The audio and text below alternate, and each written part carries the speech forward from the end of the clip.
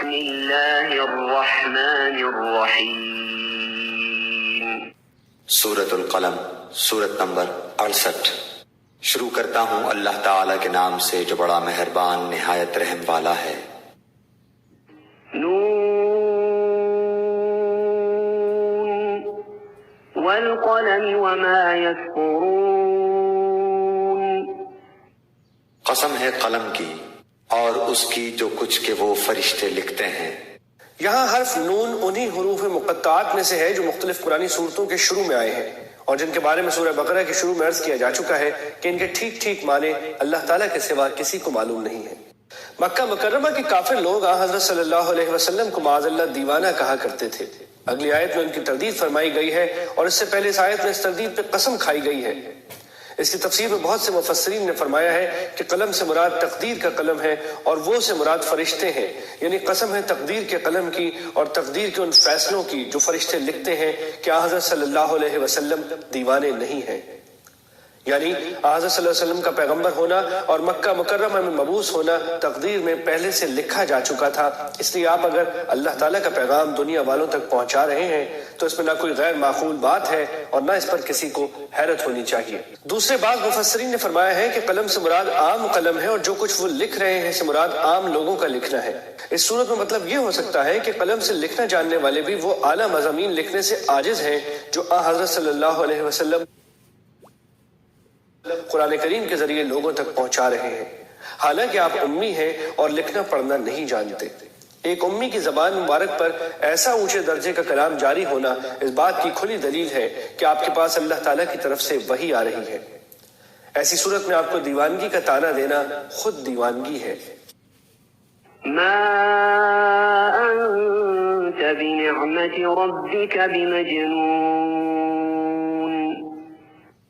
تو اپنے رب کے فضل سے دیوانہ نہیں ہے۔ وَإِنَّ لَكَ لَأَجْرًا غَيْرَ مَمْنُونٍ۔ اور بے شک تیرے لیے بے انتہا اجر ہے۔ وَإِنَّكَ لَعَلَى خُلُقٍ عَظِيمٍ۔ اور بے شک تو بہت بڑے عمدہ اخلاق پر ہے۔ فَسَتُبْصِرُ وَيُبْصِرُونَ۔ بس اب تو بھی دیکھ لے گا اور یہ بھی دیکھ لیں گے۔ بِأَيِّكُمُ الْمَفْتُونُ۔ کہ تم میں سے کون فتنے میں پڑا ہوا ہے۔ إِنَّ رَبَّكَ هُوَ أَعْلَمُ بِمَنْ ضَلَّ عَنْ سَبِيلِهِ وَهُوَ أَعْلَمُ بِالْمُهْتَدِينَ۔ بے شک تیرا رب اپنی راہ سے بہکنے والوں کو خوب جانتا ہے اور وہ راہ یافتہ لوگوں کو بھی بخوبی جانتا ہے۔ فَلَا تُطِعِ الْمُكَذِّبِينَ۔ پس تو جھٹلانے والوں کی نہ مان۔ وَدُّوا لَوْ تُدْهِنُ فَيُدْهِنُونَ۔ وہ تو چاہتے ہیں کہ تو ذرا ڈھیلا ہو تو یہ بھی ڈھیلے پڑ جائیں۔ کافروں کی طرف سے کئی بار اس قسم کی تجویزیں پیش کی گئی تھی کہ اگر حضرت صلی اللہ علیہ وسلم اپنے فرائض تبلیغ کی ادائیگی میں کچھ نرمی کا مظاہرہ فرمائیں اور ہمارے بتوں کو باطل نہ کہیں تو ہم بھی آپ کو ستانا چھوڑ دیں گے۔ یہ ان کی اس تجویز کی طرف اشارہ ہے۔ وَلَا تُطِعْ كُلَّ حَلَّافٍ مَّهِينٍ۔ اور تو کسی ایسے شخص کا بھی کہا نہ ماننا جو زیادہ قسمیں کھانے والا ہے۔ جو کافر لوگ حضرت صلی اللہ علیہ وسلم کی مخالفت میں پیش تھے اور آپ کو اپنے دین کی تبلیغ سے ہٹانا چاہتے تھے، ان میں سے کئی لوگ ایسے تھے جن میں وہ اخلاقی برائیاں پائی جاتی تھی جن کا تذکرہ آیات 10-12 میں فرمایا گیا ہے۔ بعض مفسرین نے ایسے افراد کا نام بھی لیا ہے کہ وہ اخنس بن شریق، اسود بن عبد غوث یا ولید بن مغیرہ تھے۔ ہمازٍ مشاء بنمیم۔ بے وقار، کمینہ، عیب گو، چغل خور، مناع للخیر معتد اثیم۔ بھلائی سے روکنے والا، حد سے بڑھ جانے والا گنہگار، عتل بعد ذلك زنیم۔ गर्दन कश फिर साथ ही बेनसब हो। أن كان ذا مال وبنين उसकी सरकशी सिर्फ इसलिए है कि वो माल वाला और बेटों वाला है। यानी सिर्फ मालदार और बड़े खानदान वाला होने की वजह से ऐसे आदमी की बातों में नहीं आना चाहिए। إذا تتلى عليه آياتنا قال أساطير الأولين जब उसके सामने हमारी आयतें पढ़ी जाती हैं तो कह देता है कि ये तो अगलों के किस्से हैं। سنسمه على الخرطوم हम भी उसकी सूंड नाक पर दाग देंगे। सूंड से मुराद नाक है, जिसे अहानत के तौर पर सूंड से ताबीर किया गया है, और मतलब यह है कि कयामत के दिन ऐसे शख्स की नाक को दाग कर उस पर एक बदनुमा निशान लगा दिया जाएगा जिससे उसकी मजीद रुसवाई होगी। إنا بلوناهم كما بلونا أصحاب الجنة إذ أقسموا ليصرمنها مصبحين बेशक हमने उन्हें इसी तरह आजमा लिया जिस तरह हमने बाग वालों को आजमाया था, जबकि उन्होंने कस्में खाई कि सुबह होते ही इस बाग के फल उतार लेंगे। मक्का मुकर्रमा के बाद मालदार काफिरों को यह ज़ोन था कि अगर अल्लाह ताला हमसे नाराज होता तो हमें मालो दौलत से न नवाजता, जैसा कि सूरह मोमिनून में अल्लाह ताला ने उनके इस ख्याल का जिक्र फरमाया है। यहाँ अल्लाह ताला ये फरमा रहे हैं कि हम बाज़ औक़ात किसी को मालो दौलत उसको आजमाने के लिए देते हैं, और अगर वो उस पर अल्लाह ताला का शुक्र अदा करने के बजाय नाशुक्री करे तो उस पर दुनिया ही में अजाब आ जाता है। चुनांचे इन आयत में इसी तरह का एक वाक़या बयान फरमाया गया है जो अहले अरब में मशहूर था। वाक़या ये है कि एक नेक शख्स का बहुत बड़ा बाग था। उस नेक आदमी का मामूल ये था कि वो अपने बाग और खेत की पैदावार का एक अच्छा खासा हिस्सा गरीबों को दिया करता था। जब उसका इंतकाल हुआ तो उसके बेटों ने यह तय किया कि हमारा बाप बेवकूफ था जो इतनी सारी पैदावार गरीबों को देकर अपनी दौलत में कमी करता था। अब जो हम बाग की कटाई करेंगे तो ऐसा इंतजाम करेंगे कि कोई गरीब आदमी वहां आने ही न पाए। इसके नतीजे में जब वो कटाई के लिए पहुंचे तो अल्लाह ताला ने उनके बाग पर एक ऐसी आफत भेज दी कि सारा बाग तबाह हो गया।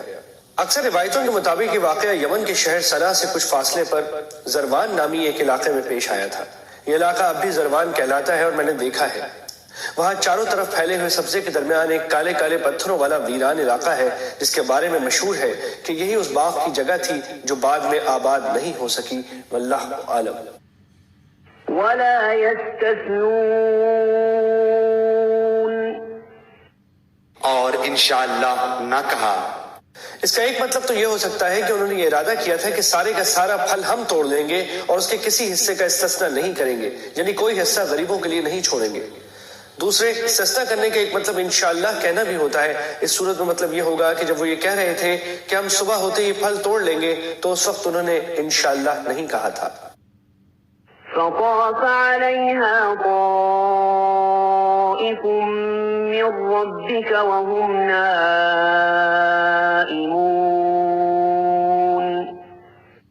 बस इस पर तेरे रब की जानिब से एक बला चारों तरफ घूम गई और ये सो ही रहे थे। فأصبحت كالصريم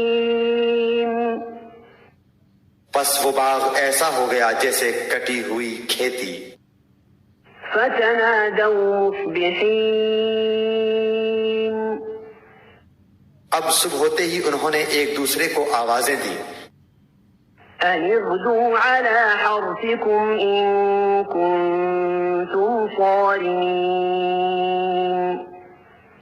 कि अगर तुम्हें फल उतारने हैं तो अपनी खेती पर सवेरे ही सवेरे चल पड़ो। فانطلقوا وهم يتخافتون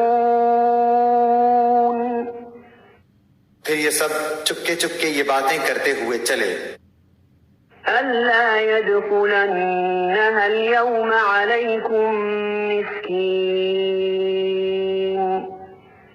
कि आज के दिन कोई मिस्कीन तुम्हारे पास ना आने पाए।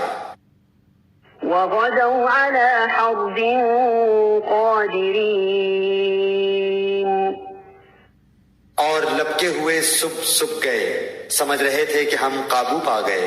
इसका एक तर्जुमा यह भी हो सकता है कि वो ये सोचकर सवेरे रवाना हुए कि वो गरीबों को मना करने पर कादिर हो जाएंगे। فلما رأوها قالوا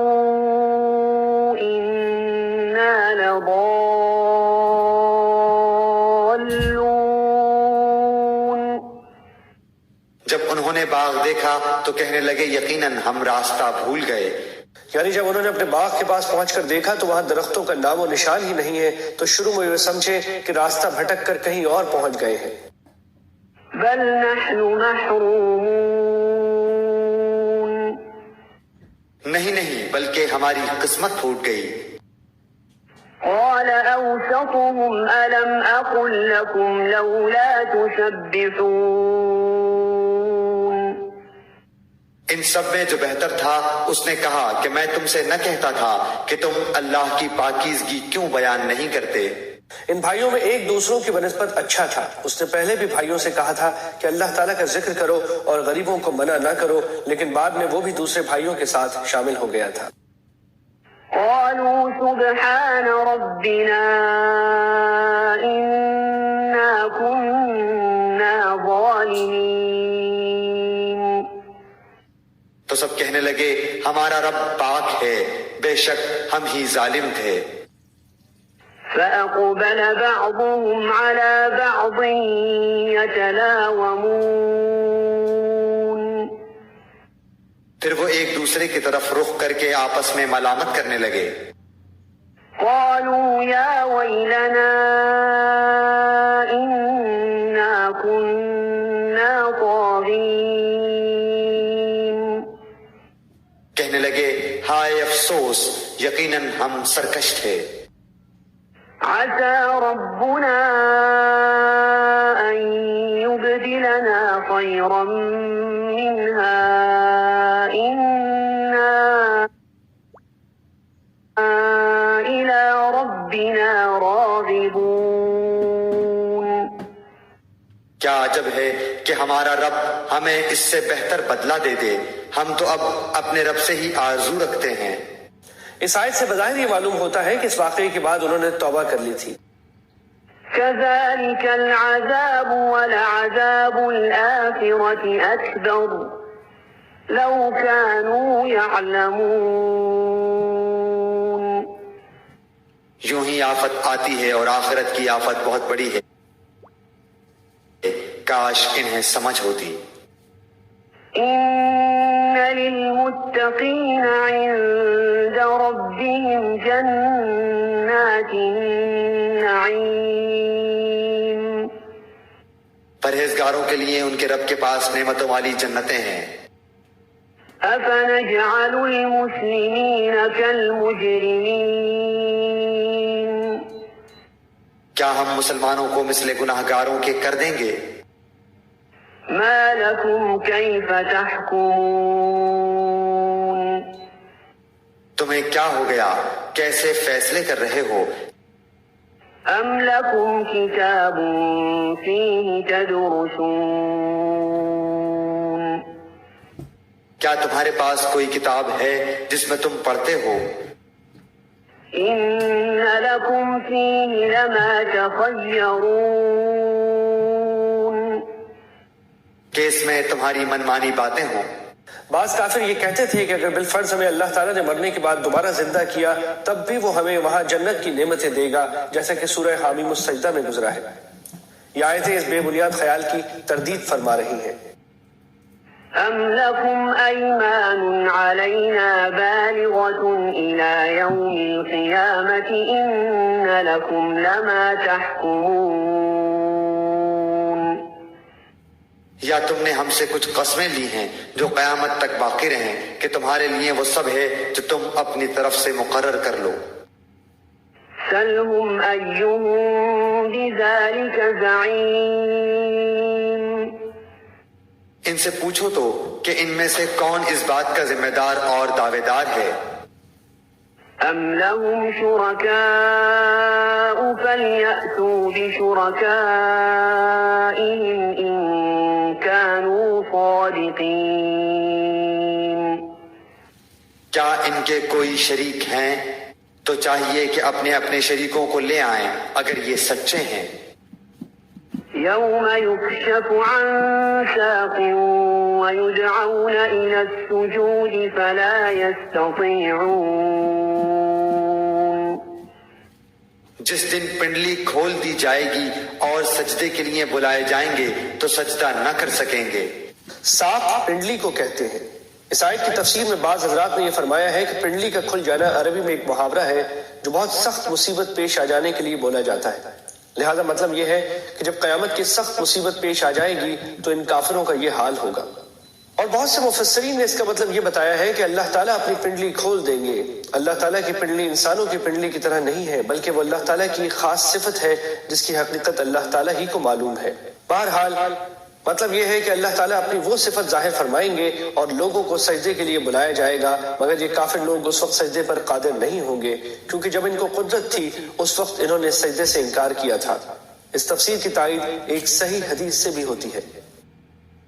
خاشعة أبصارهم ترهقهم ذلة وقد كانوا يدعون إلى السجود وهم سالمون۔ نگاہیں نیچی ہوں گی اور ان پر ذلت و خواری چھا رہی ہوگی، حالانکہ یہ سجدے کے لیے اس وقت بھی بلائے جاتے تھے جبکہ صحیح سالم تھے۔ فذرني ومن يكذب بهذا الحديث سنستدرجهم من حيث لا يعلمون۔ پس مجھے اور اس کلام کو جھٹلانے والے کو چھوڑ دے، ہم انہیں اس طرح آہستہ آہستہ کھینچیں گے کہ انہیں معلوم ہی نہ ہوگا۔ وأملي لهم إن كيدي متين۔ اور میں انہیں ڈھیل دوں گا، بے شک میری تدبیر بڑی مضبوط ہے۔